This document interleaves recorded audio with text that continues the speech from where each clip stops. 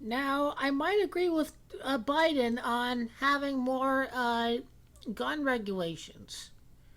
Joe Biden says we have to act, and Democrats say we're going to have new gun laws. I can only support this as long as Joe Biden repeals some of the gun laxing of regulations that Trump has. So I do support those ones because Trump made it easy for people to buy guns. He had a rollback of an Obama era regulation that would have made it harder for people with mental illness to buy guns.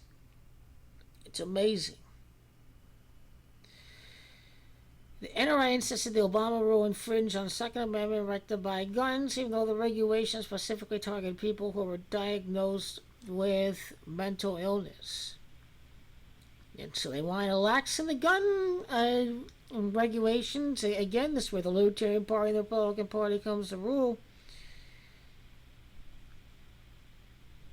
The Obama rule that Trump nullified had added people receiving Social Security checks for mental illness and people deemed unfit to handle their financial affairs to the National Background Check database.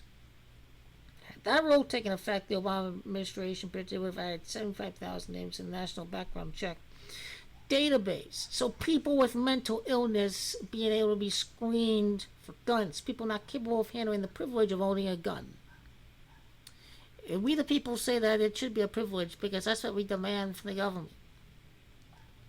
So what you do is you have to bring back the laws that Trump made it easy for these people to access guns.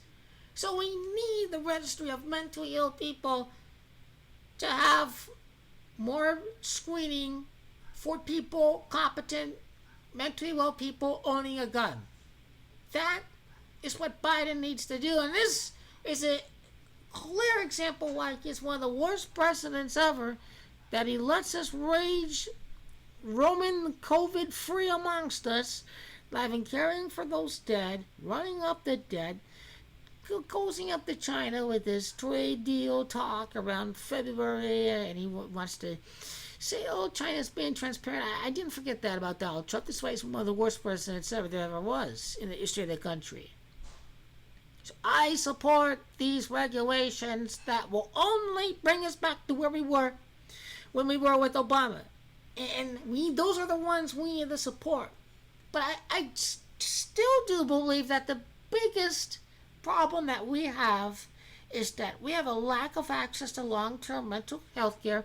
And if you want to watch the video, then I'll blame Reagan and civil libertarians for that.